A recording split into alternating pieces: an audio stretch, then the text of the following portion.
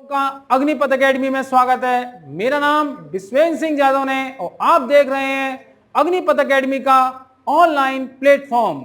ना तू रुकेगा कभी, ना तू थमेगा कभी, ना तू मुड़ेगा कभी। मेरे साथ कर शपथ, कर शपथ, कर शपथ, क्योंकि यह है तेरा अग्निपथ, अग्निपथ, अग्निपथ। हम आज शुरुआत करेंगे। आप लोग भूगोल के सत्र में उपस्थित हैं। सबसे बड़ी बात क्या है, आज तारीख है 28 जुलाई। आज 28 जुलाई है। मेरे लिए 27 जुलाई और 28 जुलाई का बहुत महत्व है। अब आज 28 जुलाई तारीख है। जब मैं वीडियो का अंत करता हूं तो आपसे कहता हूं कि पेड़ पौधों की रक्षा करें। क्या करें? पेड़ पौधों की रक्षा करें। और आज क्या है पता है आपको? आज विश्व प्रकृति संरक्षण दिवस, जिसे यूएन ने शुरुआत की थी। विश्व प्रकृति संरक्षण दिवस है। मैं डेली आपको एक दिवस लिखाऊंगा कि आज कौन सा दिवस है। आप इसको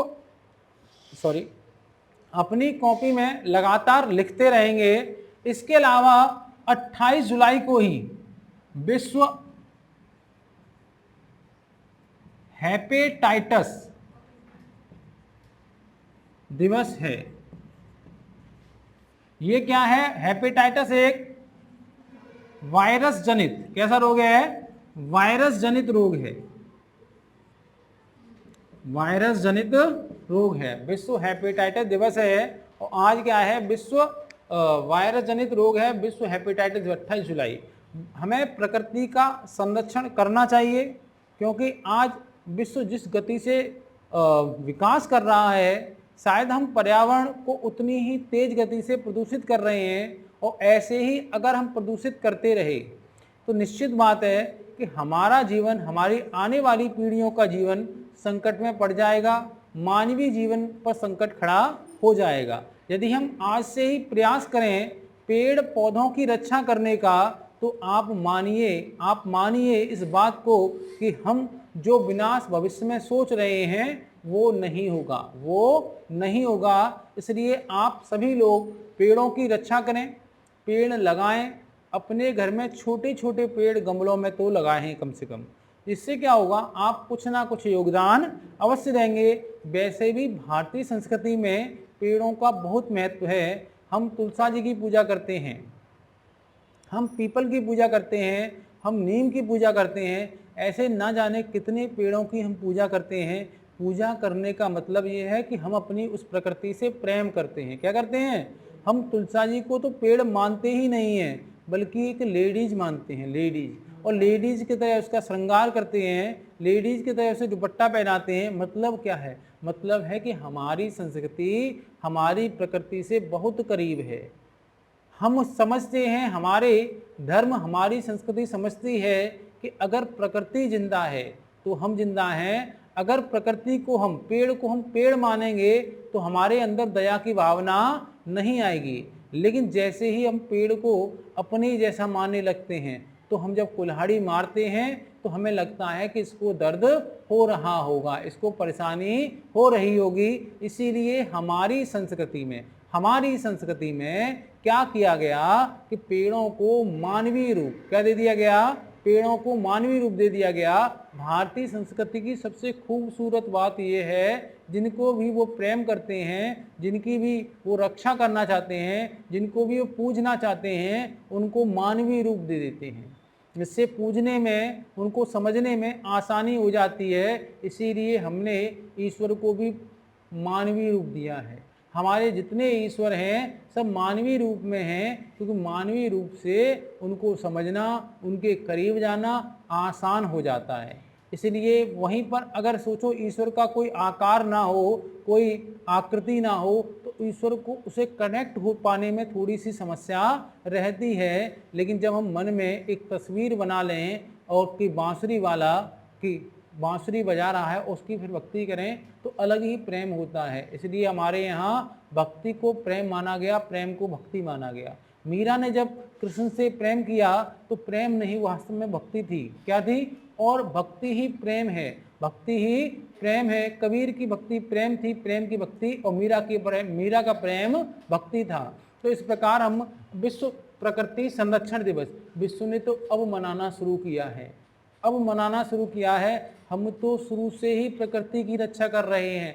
जब से भारतीय संस्कृति का जन्म हुआ है, जब से भारतीय संस्कृति का विकास हुआ है, तब से हम क्या कर रहे हैं? लगातार पृथ्वी से कनेक्ट हैं, लगातार पेड़ पौधों की रक्षा कर रहे हैं। हमारे यहाँ तो ऐसे लोग हुए, राजस्थान में एक राजा ने आदेश दे दिया पेड़ों को काटने का। आप समझिए कि लोग पेड़ों से चिपक गए, जिसे चिपको आंदोलन कहा गया। क्या कहा गया? चिपको आंदोलन कहा गया। और उसमें क्या हुआ? जब राजा ने पेड़ काटे तो वो लोग चिपक गए और पेड़ सहित पेड़ के साथ कटे। क्या कटे? पेड़ के साथ कटे। उसके बाद जन आंदोलन शुरू हो गया, राजा को अपना निर्णय वापस लेना पड़ा। ये बात महत्वपूर्ण क्यों? राजा को देखो, लोकतंत्र में अगर निर्णय वापस आता है, क्योंकि लोकतंत्र है, लोगों का तंत्र है, हमारी सरकार है, लेकिन राजा को निर्णय वापस लेना पड़े, इसका मतलब हम कितना प्रेम करते हैं। खुद मर जाएंगे लेकिन प्रकृति को मरने नहीं देंगे। तो हमारा जो लक्ष्य है विश्व प्रकृति संरक्षण, इसका पालन करें। 28 जुलाई है, सेलिब्रेशन करें इसको अच्छी तरह मनाएं और लोगों को बताएं। पेड़ों की रक्षा करें, पेड़ों के साथ रहें, पेड़ों को अपने जैसा समझें। जैसे दर्द हमें होता है वैसे ही दर्द उन्हें भी होता है। अब हम कि देखते क्या हैं, क्योंकि ये तो हो गया संरक्षण, हम पेड़ों की रक्षा करेंगे ही करेंगे, लेकिन हमें अपने कोर्स को भी आगे बढ़ाना होगा। हमने कल आपको भू संचलन कराया। जब भू संचलन कराया तो उसमें हमने बहुत सारे प्रकार कराए, अंतरजात बल को भी समझाया और बहिर्जात बल को भी समझाया। बहिर्जात बल के अंदर हमने आच्छादन को समझाया, जिसके अंदर अपक्षयन, अपर्दन और बृहद क्षरण को भी समझा दिया था। ये भी बताया अंत में निष्कर्ष में कि रचनात्मक क्या है और विनाशात्मक क्या है। रचनात्मक क्यों? क्योंकि अंतरजात बल को रचनात्मक क्यों कहा जाता है और बहिर्जात बल को विनाशात्मक क्यों कहा जाता है, ये पूरी प्रक्रिया हमने समझा दी थी। अब हम अगले टॉपिक पर पहुंचते हैं, वो है चट्टान या रॉक्स। एक बात आप अवश्य ध्यान रखें, ये बात ध्यान रखना होगा आपको कि मेरा वीडियो यदि अच्छा लगे तो उसे लाइक, शेयर और कमेंट करते रहें, चैनल को सब्सक्राइब करते रहें, लोगों को मेरे चैनल के बारे में लगातार बताते रहें। और मेरे जो मित्र हैं, जो मुझे जानते हैं, उनसे भी मेरा निवेदन है वो वीडियो को अवश्य देखा करें प्रीमियम पर, क्योंकि आपका सहयोग हमारी कोचिंग को ही आगे ले जाएगा। क्योंकि हम अकेले कुछ नहीं कर सकते, आपके सहयोग की हमें बहुत आवश्यकता है। इसलिए एक बार प्रीमियम पर देख लिया करें, इससे आपके ज्ञान में वृद्धि होगी। हम आपसे कुछ लेंगे नहीं, इसलिए हमारे वीडियो को अगर अच्छा लग रहा है, अच्छा तो लगेगा ही, हम पढ़ाते ही इतना अच्छा है, एकदम मस्त पढ़ाते हैं, इसमें कोई दो राय नहीं है। तारीफ नहीं कर रहे, लेकिन मेहनत करते हैं तो उसको बताते भी हैं। इसलिए हमारे वीडियो को लाइक करते रहें, शेयर करते रहें, चैनल को सब्सक्राइब करें और हमें कमेंट भी लिखा करें कि हम पढ़ाते कैसे हैं, क्योंकि हमें भी तो पता चले हम कैसा पढ़ा रहे हैं, हमारे अंदर कोई कमियां हैं या आप बहुत अच्छा लग रहा है। आप कमेंट करते रहें। चट्टान को देखते हैं, क्या देखते हैं? चट्टान क्या होती है? खनिज तत्वों के मिश्रण से निर्मित ठोस पदार्थ को चट्टान कहते हैं। क्या कहते हैं? खनिज तत्वों के मिश्रण से निर्मित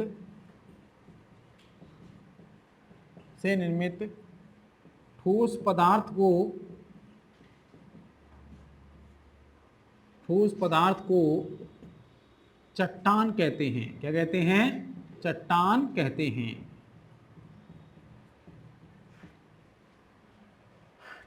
कहते हैं। चट्टानें तीन प्रकार की होती हैं। एक होती है आग्नेय चट्टान। एक कौन सी होती है? आग्नेय चट्टान होती है, इसे इग्नेयस रॉक कहते हैं। इग्नेयस रॉक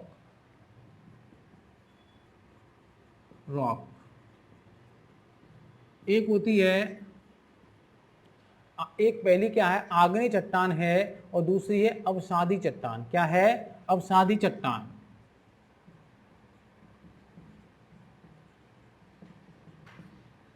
इसे क्या कहते हैं? सेडिमेंट्री। क्या कहते हैं? Sedimentary rocks. हाँ, सेडिमेंट्री रॉक, सेडिमेंट्री रॉक कहते हैं। एक होती है रूपांतरण। क्या होती है? रूपांतरण चट्टान।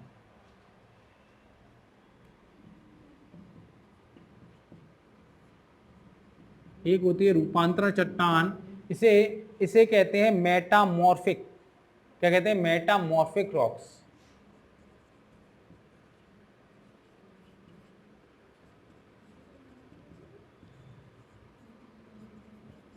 मेटामॉर्फिक रॉक्स कहते हैं। तो चट्टानें तीन प्रकार की होती हैं, आग्नेय चट्टान, अवसादी चट्टान और रूपांतर चट्टान। मतलब इग्नेयस रॉक्स, सेडिमेंट्री रॉक्स और मेटामॉर्फिक रॉक्स, ये तीन प्रकार की चट्टानें होती हैं। अब हम देखेंगे सबसे पहले आग्नेय रॉक्स के बारे में। किसके बारे में देखेंगे? आग्नेय रॉक्स के बारे में देखेंगे कि आग्नेय रॉक्स क्या होती हैं। अगर हम आग्नेय रॉक्स की बात करें तो ध्यान रखना, ज्वालामुखी प्रक्रिया का नाम सुना होगा। ज्वालामुखी प्रक्रिया के समय क्या होता है? गर्म गलित लावा निकलता है। क्या निकलता है? गर्म गलित लावा निकलता है, गर्म गलित पदार्थ निकलता है। उसके शीतलीकरण से आग्नेय चट्टान का निर्माण होता है। ज्वालामुखी प्रक्रिया के समय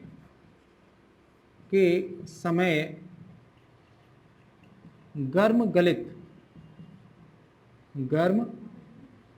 गलित पदार्थ के शीतलीकरण से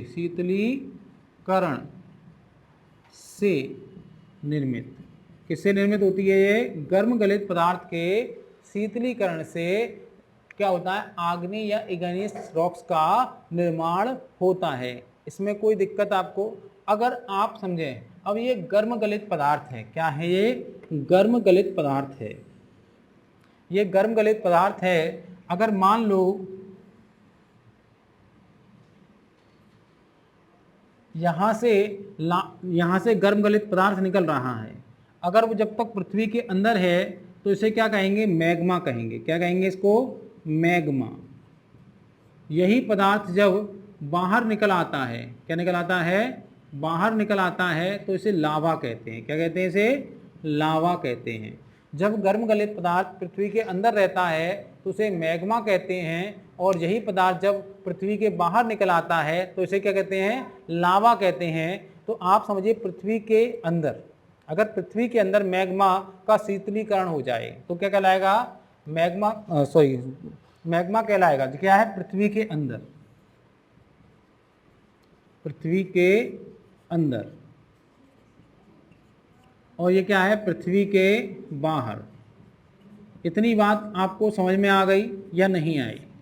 ठीक है, अगर आ गई तो अब हम देखेंगे, अब हम क्या देखेंगे? प्रकार। क्या देखेंगे? प्रकार देखेंगे। दो प्रकार की होती हैं ये। एक होती है अभियांत्रिक चट्टान, अभियांत्रिक आग्नेय चट्टान, अभियांत्रिक आग्नेय चट्टान। इसमें क्या होता है? जो गर्म गलित पदार्थ होता है पृथ्वी के अंदर की सतहों में जम जाता है। क्या होता है? पृथ्वी के अंदर की सतहों में मैग्मा का शीतलीकरण। पृथ्वी की अंदर की परतों में मैग्मा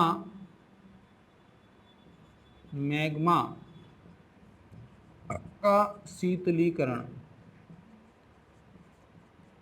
तो उसे क्या कहते हैं? अभियांत्रिक चट्टान कहते हैं। वहीं पर दिख नहीं रहा, वहीं पर यदि बाह्य आग्नेय चट्टान, क्या कहते हैं? दूसरी कौन सी होती है? बाह्य आग्नेय चट्टान होती है। बाह्य आग्नेय चट्टान, बाह्य आग्नेय चट्टान होती है। इसमें क्या होता है? सतह पर लावा का शीतलीकरण। अगर सतह पर लावा का शीतलीकरण क्या होता है? सतह पर लावा का शीतलीकरण। मतलब समझिए आप कि अगर हम आग्नेय चट्टानों के प्रकार देखें, प्रकार से पहले हमें समझना होगा, अगर पृथ्वी के अंदर मैग्मा जमता है, ठंडा होता है, तो मैग्मा कहते हैं, और अगर वही बाहर निकल आता है उसका नाम लावा हो जाता है। क्या हो जाता है? लावा हो जाता है। अगर हम प्रकारों की बात करें तो आग्नेय चट्टान दो प्रकार की होती हैं, एक अभ्यांतरिक आग्नेय चट्टान और एक बाह्य आग्नेय चट्टान। अभ्यांतरिक आग्नेय चट्टान क्या होती है? पृथ्वी की अंदर की परतों में मैग्मा का शीतलीकरण होता है। वहीं बाह्य आग्नेय चट्टान में क्या होता है? सतह पर लावा का शीतलीकरण होता है। इतनी बात समझ में आ गई आपके? तो मैं इसको आगे बताता हूं। ये आपने उतार लिया, ठीक है। तो देखिए, अब अगर हम देखें कि आग्नेय चट्टानों की विशेषताएं देखें, क्या देखें इसकी हम विशेषताएं। तो आग्नेय चट्टानों की विशेषताओं में पहली विशेषता क्या है? ये रवेदार होती हैं। कैसी होती हैं? रवेदार। ये चट्टानें कैसी? ये रवेदार होती हैं, रवेदार चट्टानें हैं। ये कैसी चट्टानें? रवेदार चट्टानें हैं। ये रवेदार चट्टानें हैं। और आपने अगर देखा हो, कि अगर कोई ऐसी चीज जो गाढ़ी चीज है, अगर उसको तुरंत ठंडा कर दो, जल्दी ठंडी हो जाए तो उसके रवे छोटे बनेंगे।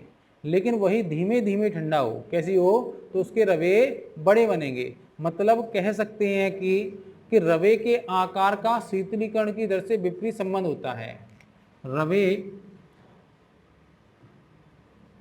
रवे के आकार का, रवे का आकार 1/, शीतलीकरण, उल्टा संबंध होता है। मतलब अगर शीतलीकरण जल्दी होगा तो क्या होगा?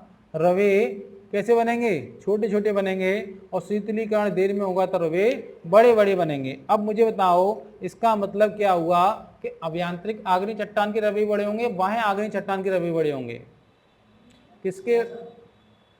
बाह्य आग्नेय चट्टान के रवे बड़े होंगे या अभ्यांतरिक आग्नेय चट्टान के रवे बड़े होंगे?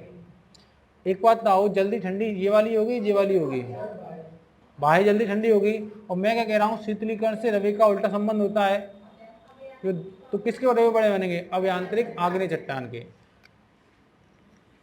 अभ्यांतरिक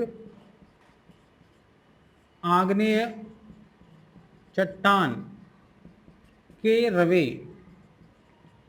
क्या होगा? लेस देन बाह्य आग्नेय चट्टान के रवे।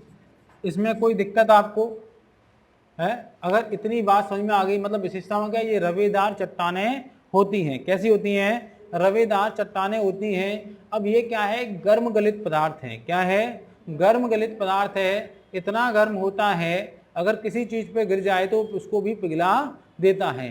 क्या ऐसे पदार्थों में जीवाश्म मिल सकते हैं? क्या ऐसे पदार्थों में जीवाश्म मिल सकते हैं? क्या उसके आसपास भी जीव जाते होंगे? और क्या जीवाश्म के अवशेष बच सकते हैं?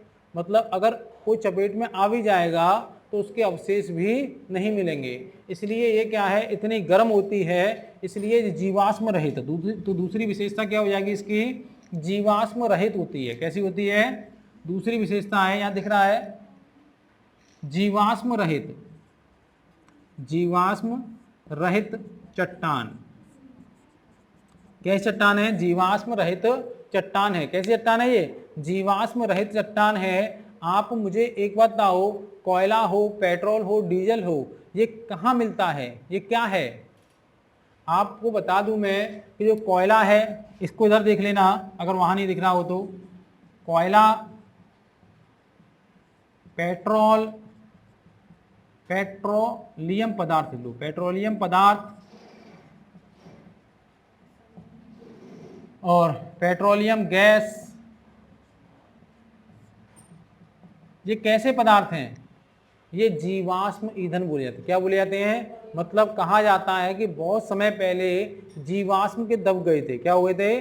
जीवाश्म दब गए थे, लेकिन वो इतने दाब में दबे कि वो सड़ नहीं पाए, बल्कि दाब और ताप के अधिक होने से वो डीजल, पेट्रोल और गैस में बदल गए। तो आप जिस मोटरसाइकिल पर चल रहे हैं, इस कोयले को जला रहे हैं, वास्तव में आप जीवों को ही जला रहे हैं। किसको जला रहे हैं? जीवों को ही जला रहे हैं। ऐसा ना समझें, आपको जो एनर्जी मिल रही है आपकी गाड़ी को, आप क्या कर रहे हैं? वास्तव में कोई भैंसा, कोई बकरी, कोई कुछ ना कुछ दबा होगा, बाद में वो किस में बदल गया होगा? डीजल में बदल गया होगा, उसी को हम जला रहे हैं। क्या कर रहे हैं? उसी को हम जला रहे हैं। उसी से हमारी मोटरसाइकिल तेजी से बढ़ रही है, उसी से हम तेजी से भाग रहे हैं। आप समझ आ रहा है?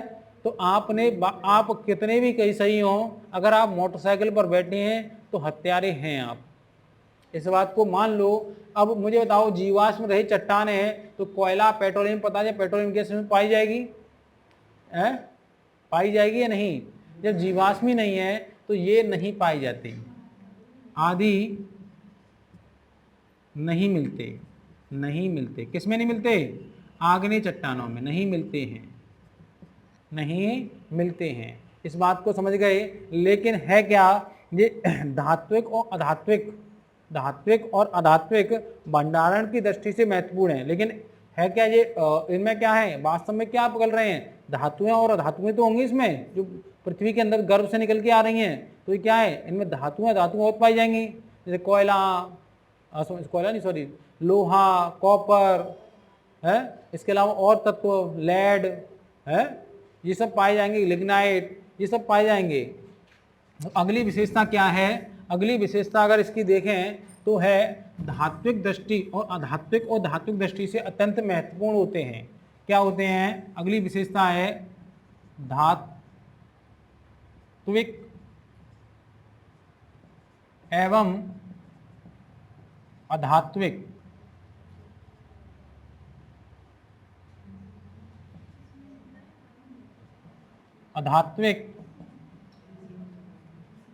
दृष्टि से अत्यंत महत्वपूर्ण।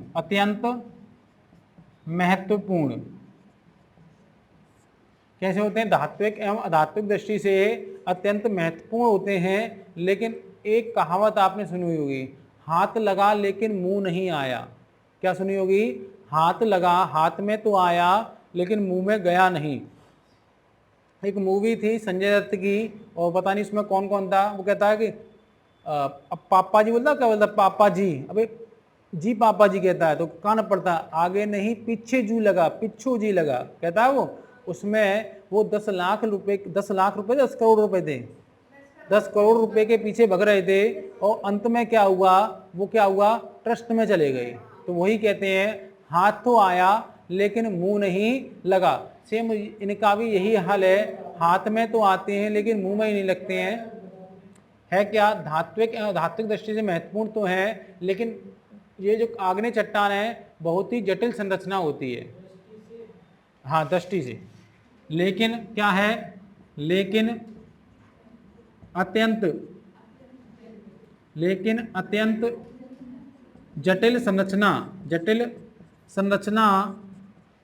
होने के कारण आर्थिक दृष्टि से दोहन करना अत्यंत कठिन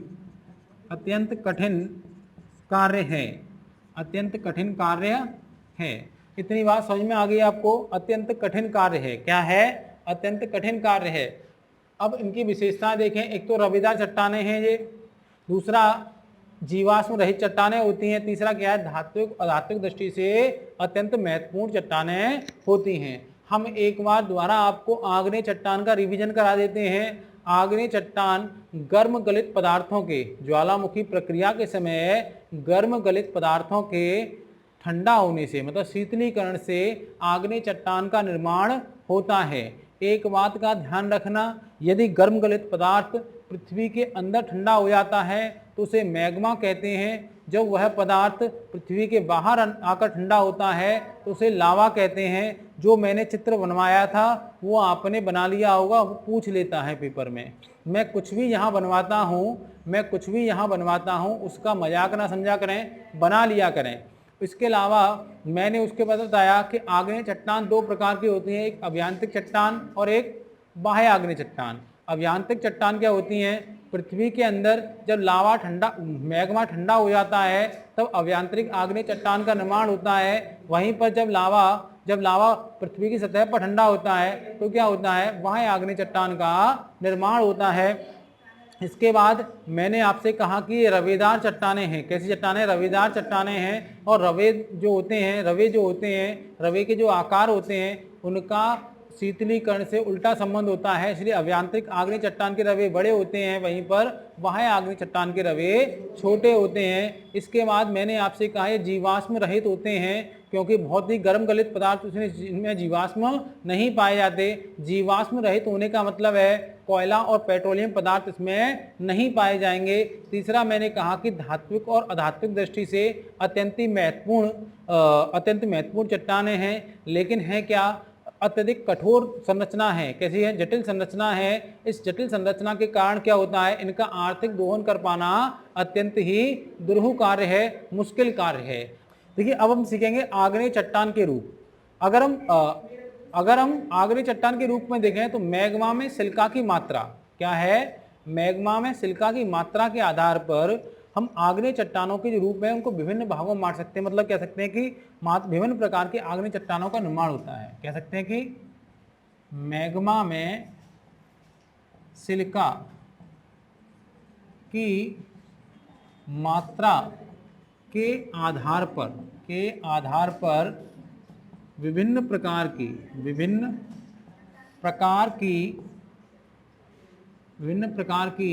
आग्नेय चट्टानों का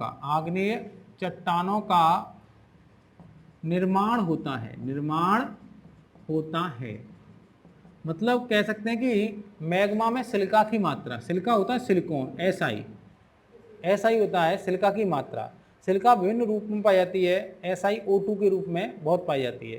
तो सिलिका की जो मात्रा होती है उसके आधार पर क्या करते हैं, हम आग्नेय चट्टानों का विभिन्न बनाते हैं। और सिलिका क्या है, सिलिका एक अधातु है और जो अम्लीय होती है। क्या है?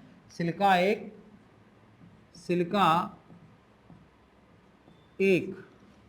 अधातु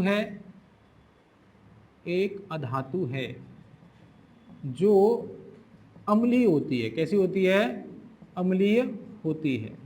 अगर इसका मतलब क्या है, सिलिका धातु है और अम्लीय होती है। अगर सिलिका की मात्रा जितनी अधिक होगी उतनी ही चट्टान कैसी होगी, अम्लीय होगी। कैसी होगी? अम्लीय होगी। अब और जितनी कम होगी, जितनी ही क्या अगर सिलिका की मात्रा कम होगी उतनी वह अम्लीय कम होगी। अब देखें हम सिलिका की मात्रा अधिक होने पर, सिलिका की मात्रा अधिक होने पर क्या क्या चीज़ें बदलती हैं, क्या क्या अंतर पड़ते हैं सिलिका की मात्रा अधिक होने पर। अब एक बात बताइए, अगर सिलिका की मात्रा अधिक है तो चट्टान कैसी होगी, चट्टान अम्लीय। चट्टान कैसी होगी? अम्लीय। अम्लीयता उसकी बढ़ेगी। अगर अधिक होने पर क्या बढ़ेगी? अम्लीयता उसमें बढ़ेगी। क्या बात है, कोई मार्कर चल ही नहीं रहा है, ठीक है, अम्लीय होगी। अब एक बात ध्यान रखो, इसका मतलब इसका गलनांक बढ़ेगा। क्या होगा? चट्टान में अगर सिलिका की मात्रा अधिक है तो अम्लीयता बढ़ेगी उसकी, और क्या बढ़ेगा? गलनांक बढ़ेगा। और साथ ही साथ उसका गाढ़ापन क्या होगा? गाढ़ापन बढ़ेगा, मतलब डार्कनेस आएगी। क्या आएगी? उसमें काली चट्टान ज़्यादा लगेगी, गाढ़ापन में वृद्धि होगी। अगर सिलिका की मात्रा अधिक है तो उसकी अम्लीयता बढ़ेगी, उसका गलनांक बढ़ेगा, और उसका क्या बढ़ेगा? गलनांक बढ़ेगा और उसका गाढ़ापन बढ़ेगा। अगर लेकिन सिलिका की मात्रा कम हो, सिलिका की मात्रा कम होती जाए तो क्या होगा? सिलिका की मात्रा यदि कम होगी तो घनत्व में कमी आएगी। क्या आएगी? घनत्व में तो अधिक होगी। सिलिका की मात्रा यदि अधिक होगी तो घनत्व में कमी आती है। क्या होती है? घनत्व में कमी आती है। कह सकते हैं कि मतलब जो घनत्व है, घनत्व का सिलिकॉन से विपरीत संबंध। क्या संबंध होता है? विपरीत संबंध होता है। घनत्व में कमी आएगी। और क्यों आएगी? क्योंकि सिलिका हल्की होती है। कैसी होती है? हल्की होती है, जो चीज़ें हल्की होती हैं उनका घनत्व कम होता है। क्या होता है? उनका घनत्व कम होता है। बात समझ में आ गया? और एक बात ध्यान रखना, गहराई में जाने पर पृथ्वी के अंदर जैसे जैसे जाएंगे, आप यहाँ समझिए, जैसे जैसे हम पृथ्वी के अंदर जाएंगे, क्या जाएंगे, यहीं पर लिख लो, जैसे जैसे हम पृथ्वी के अंदर जाते हैं सिलिकॉन की मात्रा में, क्या, सिलिकॉन की मात्रा में कमी आती जाती है। तो कह सकते हैं कि गहराई में जाने पर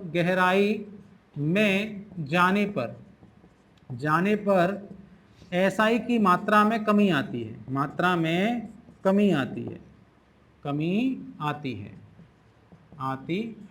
इतनी बात समझ में आ गई। गहराई में जाने पर सिलिकॉन की मात्रा में कमी आती है। कोई दिक्कत इस चीज़ में? अगर हम कह सकते हैं इसका मतलब सिलिका का अम्लता से सीधा संबंध है, गलनांक से सीधा संबंध है और गाढ़ेपन से सीधा संबंध है, क्योंकि सिलिका की मात्रा बढ़ेगी तो क्या अम्लता बढ़ेगी, गलनांक बढ़ेगा और गाढ़ापन बढ़ेगा। लेकिन सिलिका का घनत्व से उल्टा संबंध है, अर्थात सिलिका की मात्रा बढ़ेगी तो घनत्व में कमी आएगी, क्योंकि क्या है, सिलिका एक हल्की होती है, हल्की धातु है सिलिका। अगर हम जैसे जैसे गहराई में जाएं, कहाँ पे जाएं, गहराई में जाते हैं तो क्या होता है, सिलिका की मात्रा में कमी आती जाती है। तो हमने लिखा है गहराई में जाने पर सिलिका की मात्रा में कमी आती जाती है। इसी के आधार पर देखेंगे हम कि आग्नेय चट्टान के कितने रूप हो सकते हैं। तो हम एक चार्ट के रूप में देखेंगे, किसके रूप में देखेंगे, चार्ट के रूप में। ठीक है, अगर हम देखें कि आग्नेय चट्टानों के रूप, अगर मैग्मा में सिलिका की मात्रा के आधार पर हम आग्नेय चट्टानों को, बाह्य आग्नेय चट्टानों को कई रूपों में बांट सकते हैं, कई रूप होते हैं। अगर मैग्मा में सिलिका की मात्रा के 77% से अधिक लें तो ऐसा मैग्मा क्या होता है, सैलिसिलिक या एसिडिक, क्या होता है, अम्लीय होता है। क्या होता है, अम्लीय होता है। अगर हम देखें तो अभ्यंतरिक आग्नेय चट्टान जो आपकी होती है वो ग्रेनाइट, कैसी होती है, ग्रेनाइट चट्टान होती है। वहीं पर वहाँ आग्नेय चट्टान में रायोलाइट, क्या होता है, रायोलाइट बनती है। अगर हम 55 से 70% मैग्मा की मात्रा है तो वो इंटरमीडिएट, क्या बोलेंगे, उस मैग्मा को इंटरमीडिएट बोलेंगे। इसमें जो अभ्यंतरिक आग्नेय चट्टान है वो डायोलाइट बनेगी, वहीं पर वहाँ आग्नेय चट्टान जो है वो एंडोसाइट बनेगी। अगर हम 45 से 55% की बात करें तो इसे क्या बोलेंगे, बेसिक मैग्मा बोलेंगे। इसमें जो अभ्यंतरिक आग्नेय चट्टान है गैब्रो बनेगी और बाह्य आग्नेय चट्टान बेसाल्ट बनेगी या बसाल्ट बनेगी। 45% कम अगर मैग्मा की, सिलिका की मात्रा है मैग्मा में, तो मैग्मा को क्या बोलेंगे, अल्ट्रा बेसिक बोलेंगे। और इसमें जो अभ्यंतरिक आग्नेय चट्टान पेरियोडाइट बनेगी, क्या बनेगी, और बाह्य आग्नेय चट्टान इसमें नहीं बनती है, क्योंकि ये क्या होता है, बाहर आकर बनती है। अगर हम देखें नीचे की तरफ जाएं तो सिलिकॉन की मात्रा में कमी आ रही है। अगर सिलिकॉन की मात्रा में कमी आ रही है तो सिलिकॉन का अम्लता सीधा संबंध होता है, तो इसमें भी कमी आएगी। अगर अम्लता में कमी आएगी तो क्षारीयता में वृद्धि होगी और गाढ़ेपन में कमी आएगी, वहीं पर घनत्व में वृद्धि होगी। ये मैं अभी आपको समझा चुका हूं। अगर हम बात करें तो अभ्यंतरिक आग्नेय चट्टान सिलिका की मात्रा के आधार पर ग्रेनाइट, डायोलाइट, गैब्रो और पेरियोडाइट होती हैं। वहीं पर वहाँ आग्नेय चट्टानें रायोलाइट, एंडोसाइट और बसाल्ट होती हैं।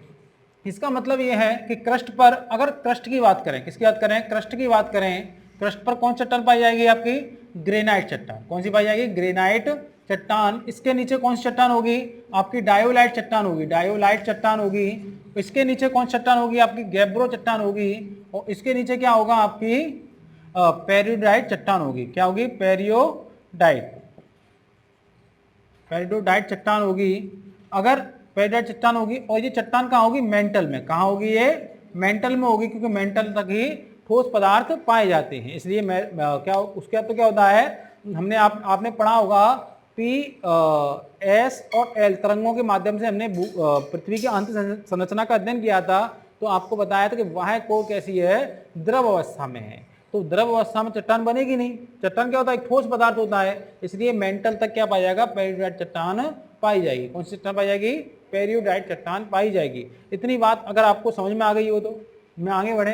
अगर मान लो कोई पेरियोडाइट चट्टान है, क्या चट्टान है वो, पेरियोडाइट चट्टान है। अगर वो चट्टान यहां पर है पेरियोडाइट चट्टान है, और ये चट्टान क्या होता है, इसमें 45 से कम परसेंट से कम से एसआई की मात्रा है, यह आपको पता है। और ये चट्टान क्या होती है, ऊपर निकल आती है। कहाँ निकल आती है, ऊपर आ जाती है। आप समझे, बहुत इंपॉर्टेंट बात, पेपर में पूछ लेगा। पेरिडोटाइट चट्टान है, ये क्या होता है, मैग्मा के रूप में थी लेकिन लावा के रूप में ऊपर निकल आती, अब इसे क्या बोलेंगे? अब तो उसे पेरिडोटाइट बोल नहीं सकते क्योंकि पेरिडोटाइट क्या होता है, अव्यांतित चट्टान होती है। तो क्या होंगे उस, क्या बोलेंगे उसे, बेसाल्ट चट्टान। क्या बोलेंगे उसे, बसाल्ट चट्टान बोलेंगे। इसे क्या बोलेंगे, बेसाल्ट या बसाल्ट चट्टान बोलेंगे। इतनी बात समझ में आ गई आपके, इतनी बात समझ में आ गई आपके। अगर मैं कहूँ कि बसाल्ट चट्टान थी कोई, वो मैं उद्गार के रूप में ऊपर आई एंड्रोसाइट, तो क्या बोलेंगे उसे, एंड्रोसाइट चट्टान। क्या बोलेंगे, एंड्रोसाइट। और एंड्रोसाइट अगर और ऊपर आती तो रायोलाइट चट्टान। क्या बोलेंगे उसे, रायोलाइट चट्टान बोलेंगे। अगर मान लो गैब्रो का उद्गार होता है तो क्या होगा, एंड्रोसाइट होगा। डायोलाइट का उद्गार होता है रायोलाइट के रूप में होगा। और एक बात का ध्यान रखना, जो आपकी रायोलाइट चट्टान होती है इसे कहीं कहीं ग्रेनाइट चट्टान के रूप में भी बोल दिया जाता है। अधिकतर आप पढ़ोगे कि रायोलाइट को ग्रेनाइट के रूप में ही लगातार बोला जा रहा है, क्योंकि ग्रेनाइट को अधिक महत्व, इसे ग्रेनाइट को ही रायोलाइट के रूप में लगातार बोलते रहेंगे। इस प्रकार हमने देखा, आपका क्या देखा कि आग्नेय चट्टान देखी, आग्नेय चट्टान के प्रकार देखे, आग्नेय चट्टान की विशेषताएं देखी और आग्नेय चट्टान के हमने रूप भी देख लिए। अब हम अवसादी चट्टान करेंगे। अवसादी चट्टानें सेडिमेंट्री रॉक्स का निर्माण कैसे होता है, आप ये समझिए। अनाच्छादन, अनाच्छादन से लिखा है, अनाच्छादन, अनाच्छादन की प्रक्रिया द्वारा 4 चरणों में बनती है, 4 चरणों में बनती है। अब जिस व्यक्ति को अनाच्छादन नहीं आता होगा उसको ये बात समझ में नहीं आएगी कि सेडिमेंट्री रॉक्स या अवसादी चट्टान किस प्रकार बन गई। अगर आपको अनाच्छादन नहीं आता है और आप मेरा अगर वीडियो देख रहे हैं तो इस बात का ध्यान रखें विशेष कि आप पहले इससे पिछली क्लास लेक्चर 4 को ज्वाइन करें और उसमें सीखें कि अनाच्छादन की प्रक्रिया क्या होता है, अनाच्छादन कैसे कैसे होती है। अगर मेरा वीडियो पसंद आ रहा है तो उसे लाइक करना भी ना भूलें, क्योंकि लाइक करना बहुत ज़रूरी है। अगर हम किसी को लाइक नहीं करते हैं तो जीवन में बड़ी समस्याएं आती हैं। अब देखें प्रथम चरण, हमने बताया 4 चरण। तो प्रथम चरण में क्या होगा, अगर आपने अनाच्छादन की प्रक्रिया पढ़ी हो तो सबसे पहले क्या होता है, चट्टानी संरचना असंगठित हो जाती है। क्या हो जाती है, असंगठित हो जाती है। सबसे पहले भौतिक और रासायनिक परिवर्तन होते थे। किस कारण, भौतिक और रासायनिक परिवर्तन होते थे, मौसम में परिवर्तन के कारण। उससे क्या होता था, चट्टान असंगठित हो जाती थी। तो चट्टानी संरचना असंगठित होकर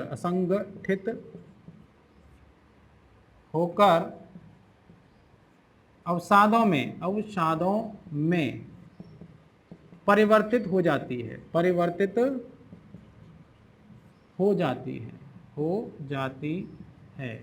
इतनी बात समझ में आ गई। मतलब क्या हुआ, अपक्षयन हुआ। क्या हुआ, इसका अपक्षयन हुआ। अब देखें द्वितीय चरण। अब होता क्या था, अपर्दन होता था। अपर्दन के कारक आपने अगर पढ़े हो तो आपको पता होगा अपर्दन के कारक क्या क्या थे, वायु है, बहता जल है, हिमनद हैं और सागरीय तरंगे हैं। क्या हैं, सागरीय तरंगे हैं। इनके माध्यम से क्या होता था कि जो अवसाद हैं उनका स्थानांतरण हो जाता है। तो अपर्दन के कारकों द्वारा अवसादों का स्थानांतरण क्या होता है, अवसादों का स्थानांतरण। मतलब अवसाद क्या है, इन 4 माध्यमों के माध्यम से, अपर्दन के कारकों के माध्यम से क्या होता है, दूसरी जगह पहुंच जाते हैं। तो प्रथम चरण में क्या होता है, चट्टानी संरचना असंगठित होकर अवसादों में परिवर्तित हो जाती है। वहीं द्वितीय चरण में क्या होता है, अपर्दन के कारकों द्वारा अवसादों का स्थानांतरण होता है। अब हम देखते हैं तृतीय चरण में क्या होगा। अब आप तृतीय चरण की बात करें तो अवसादों का निक्षेपण क्या होगा, जो अवसाद बहकर गए हैं कहीं ना कहीं तो वो इकट्ठे होंगे, एक जगह इकट्ठे हो जाएंगे, धीमे धीमे कई सालों में इकट्ठे होते हैं। तो कहेंगे हम उन्हें अवसादों का निक्षेपण, क्या कहेंगे इसे? अवसादों का निक्षेपण होगा। भाई पहले क्या हुआ, चट्टान टूट गई एक जगह से, उसके पत्थर बहकर, पत्थर, बालू, मिट्टी, रेत, सिल्क, चीका बहकर दूसरी जगह पहुंच गए, और जो यहाँ बह रहे हैं अब बहकर कहाँ हुए, एक जगह इकट्ठे हो गए। क्या हो गए? इकट्ठे हो गए। अब देखेंगे चतुर्थ चरण। आपने देखा हो कूड़ा भी एक जगह इकट्ठा हो जाता है, लगातार इकट्ठा रहे, लगातार इकट्ठा रहे तो वो इतना मजबूत हो जाता है जैसे पत्थर हो जाता है, उसको हटाना, तोड़ पाना बहुत मुश्किल होता है। अब है चतुर्थ चरण। चतुर्थ चरण अब क्या होगा, सीमेंटेशन होता है। क्या होता है इसका? अवसादों का सीमेंटेशन। सीमेंटेशन के द्वारा अवसाद कंक्रीट होकर अवसादी चट्टान में परिवर्तित हो जाते हैं। क्या होगा? सीमेंटेशन के द्वारा अवसाद कंक्रीट में परिवर्तित होकर अवसादी चट्टान का निर्माण करते हैं। चट्टान का निर्माण करते हैं। इतनी बात समझ में आ गई? सीमेंटेशन के द्वारा अवसाद कंक्रीट में परिवर्तित होकर अवसादी चट्टान का सीमेंटेशन करते हैं। तो आप समझ सकते हैं कि अवसादी चट्टान का निर्माण अनाच्छादन की प्रक्रिया के द्वारा 4 चरणों में होता है। प्रथम चरण में क्या होता है, चट्टानी संरचना असंगठित होकर अवसादों में परिवर्तित हो जाती है। द्वितीय चरण में क्या होता है, अपरदन के कारकों के द्वारा अवसादों का स्थानांतरण होता है। तृतीय चरण में क्या होता है, अवसादों का निक्षेपण होता है। और चतुर्थ चरण में सीमेंटेशन के द्वारा अवसाद कंक्रीट में परिवर्तित होकर अवसादी चट्टान का निर्माण करते हैं। इतनी बात समझ में आ गई आपके? अगर इतनी बात समझ में आ गई तो हम अन्य चीज़ों को देख लेते हैं। अब अन्य चीज़ों को अगर देखना है तो अब एक बात बताइए, अब जो अवसाद हैं वो निक्षेपण के रूप में हो रहे हैं कि थोड़े से अभी आ गए, फिर बाद में आए, फिर बाद में आए, इसलिए परत के रूप में जमा होंगे। कैसे जमा होंगे? परत के रूप में। एक परत बनी, फिर 2 परत बनी, फिर 3 परत बनी, इसलिए अवसादी चट्टानों को परतदार चट्टान भी कहते हैं। कारण क्या है इसका? कारण क्या है? निक्षेपण परतों के रूप में होता है। क्या होता है? परतों के रूप में होता है। इतनी बात समझ में आ गई? अब ऐसे जब परतों के रूप में हो रहा है तो जीवाश्म इनमें दब सकते हैं। भाई एक परत बन रही थी, कोई जीव इसके चपेट में आ गया, दब गया, फिर 2 और जीव दबे, ऐसे दबते रहेंगे। क्योंकि ऐसे जो अवसादी चट्टान हैं ये अधिकतर क्या होता है, समुद्र के किनारे बनती हैं। क्या बनती हैं? समुद्र के किनारे अधिक बनती हैं। तो क्या होगा, अवसादों का निक्षेपण होगा वहां पर, उससे जीव दब जाएंगे। जीवों के दबने से क्या होगा, जीवाश्म चट्टान। क्या कहेंगे इसको हम? जीवाश्म चट्टान। क्या कहेंगे? जीवाश्म चट्टान भी कहते हैं। अब जीवाश्म चट्टान क्यों कहते हैं? क्योंकि इसमें जीवों के निक्षेप पाए जाते हैं। क्या पाए जाते हैं? निक्षेप पाए जाते हैं। इतनी बात समझ में आ गई? जीवाश्म चट्टान भी कहते हैं क्योंकि इसमें जीवों के निक्षेप पाए जाते हैं। इसका मतलब क्या है, यह कोयला और पेट्रोलियम की दृष्टि से बहुत ही महत्वपूर्ण चट्टान है। तो इसका आर्थिक महत्व अधिक है।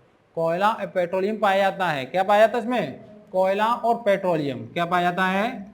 कोयला और पेट्रोलियम पदार्थ पाए जाते हैं। इसलिए इसका आर्थिक महत्व अधिक है।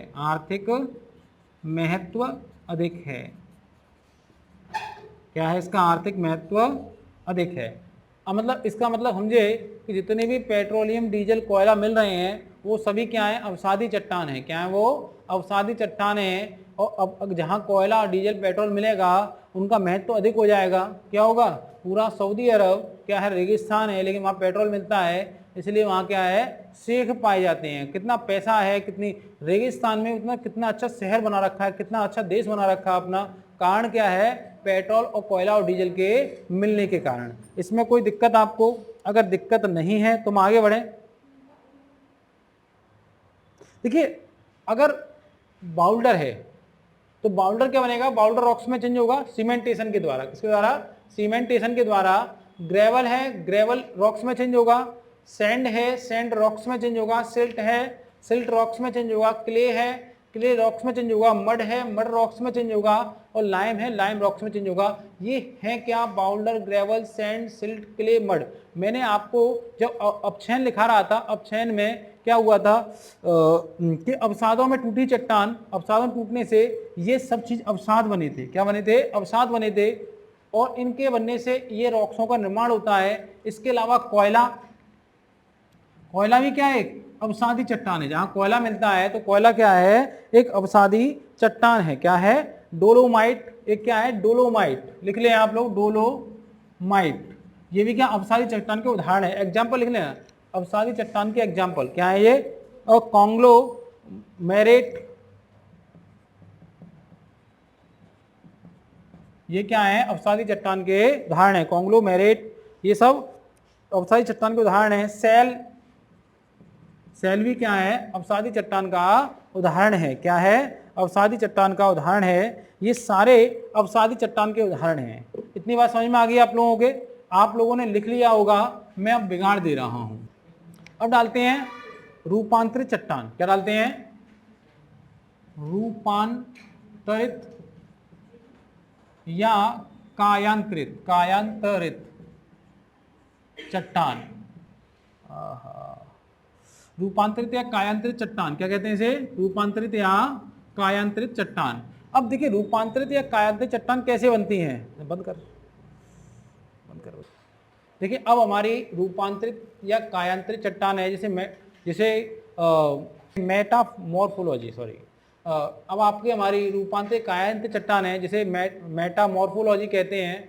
अब ये है क्या? अगर अत्यधिक दाब हो या अत्यधिक ताप हो, इतना दाब या इतना ताप कि वो चट्टान विघटित ना हो। क्या ना हो? विघटित ना हो पाए, टूट ना पाए, बल्कि उसकी फिर भी बिना टूटे, बिना विघटित हुए उसकी रासायनिक और भौतिक संरचना बदल जाएं। बात समझ में आ गया? भौतिक और रासायनिक संरचना बदल जाएं तो उसे ही क्या कहते हैं? रूपांतरित चट्टान कहते हैं। मतलब इतना ताप या इतना दाब लगाया जाए किसी चीज़ पर, लेकिन वो विघटित ना हो पाए, टूट नहीं पाए, लेकिन फिर भी क्या हो? उसकी भौतिक और रासायनिक संरचनाएं बदल जाएं तो उसे ही क्या कहते हैं? हम रूपांतरित चट्टान कहते हैं। क्या कहते हैं? रूपांतरित चट्टान कहते हैं। ये उसी प्रकार है कि आपको थप्पड़ भी ना मारे जाएं, लेकिन फिर भी आप में बदलाव आ जाए बातों से, लेकिन नहीं आने वाला लग रहा है। लातों के भूत बातों से नहीं मानते हैं, सबके मम्मी को फ़ोन करना पड़ेगा, ऐसा लग रहा है। तो आप समझ गए। लेकिन ये बदल जाता है। क्या बनना है आपको? रूपांतरित या कायांतरित चट्टान बनना है कि दाब और ताप से विघटित ना हो जाएं, बिखर ना जाएं, बल्कि क्या हो जाएं? अपने अंदर रासायनिक और भौतिक परिवर्तन लाएं और एक नया रूप प्रस्तुत करें कि हम अब वर्दी लेकर ही दिखाएंगे, वर्दी का सपना पूरा करके ही दिखाएंगे। तो अत्यधिक दाब और अत्यधिक ताप के कारण विघटन की अनुपस्थिति में चट्टानी संरचना में रासायनिक और भौतिक परिवर्तन आ जाए तो उसे रूपांतरित चट्टान कहते हैं।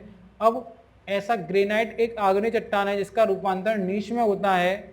बसाल्ट एक आग्नेय चट्टान जिसका रूपांतरण ग्रेन स्टोन में होता है। सैंड स्टोन एक अवसादी चट्टान है जिसका रूपांतरण क्वार्टजाइट में होता है। लाइम स्टोन एक अवसादी चट्टान है जिसका रूपांतरण मार्बल्स में होता है। सेल एक अवसादी चट्टान है इसका रूपांतरण सीट में होता है, स्लेट में होता है। स्लेट का पुनः रूपांतरण फाइलाइट में हो जाता है। कोयला एक अवसादी चट्टान इसका रूपांतरण ग्रेफाइट में होता है। इस प्रकार आपने चट्टानों का अध्ययन किया। हमने तीनों प्रकार की चट्टानों के बारे में विभिन्न जानकारियां दी। अब हम कल आपके साथ मिलेंगे तो एक नए टॉपिक के साथ होंगे, और ये टॉपिक आप ये मानिए प्लेट विवर्तनिक सिद्धांत है। और प्लेट विवर्तनिक सिद्धांत में इस बात का आप ध्यान रखना, अगर आपने प्लेट विवर्तनिक सिद्धांत को सही तरह समझ लिया तो पृथ्वी में होने वाले भूकंप, पृथ्वी में आने वाली ज्वालामुखी, पृथ्वी पर आने वाली सुनामी, पृथ्वी में होने वाले अन्य परिवर्तन कैसे कैसे हुए और क्या क्या परिवर्तन होते हैं, इन सब के बारे में सीख पाएंगे। एक बात का ध्यान रखें कि प्लेट वर्तिंग सिद्धांत जो है एक कठिन सिद्धांत है, जिसको समझने के लिए काफ़ी विवेक की आवश्यकता पड़ती है। और मैं इसी के साथ इस क्लास को यहीं पर विराम देता हूँ। मेरा नाम विश्वेंद्र सिंह जादौन और आप देख रहे थे अग्निपथ एकेडमी का ऑनलाइन प्लेटफॉर्म। आप सदैव खुश रहें, अपने स्वास्थ्य का ध्यान रखें, हंसते मुस्कुराते हुए आगे की ओर बढ़ते रहें। आज 28 जुलाई है, इसलिए आज दृढ़ संकल्पित हों कि आप प्रकृति का संरक्षण करेंगे, पेड़ पौधों की रक्षा करेंगे, जीवों पर दया करेंगे और साथ ही साथ मच्छरों से अपनी सुरक्षा अवश्य करेंगे, क्योंकि आजकल डेंगू का दौर है। आजकल एक समस्या और है, फ्लू चल रहा है आँखों में, इसलिए अगर आपको फ्लू हो जाता है तो फ़ौरन डॉक्टर को दिखाएं, काला चश्मा पहने। जिन्हें फ्लू है उनसे दूर रहें। इसी के साथ मैं आपसे विदा लेता हूं। मेरा वीडियो अगर पसंद आता है तो उसे लाइक करें, चैनल को सब्सक्राइब करें और वीडियो को शेयर करें, कमेंट करना भी ना भूलें, जिससे हमें पता चलता रहे कि हमारा फीडबैक कैसे आ रहा है। यदि आप हमारा वीडियो नहीं देखते हैं तो फिर कुछ नहीं, आप आंखों में शर्म किया करिए। जय हिंद, जय भारत, वंदे मातरम।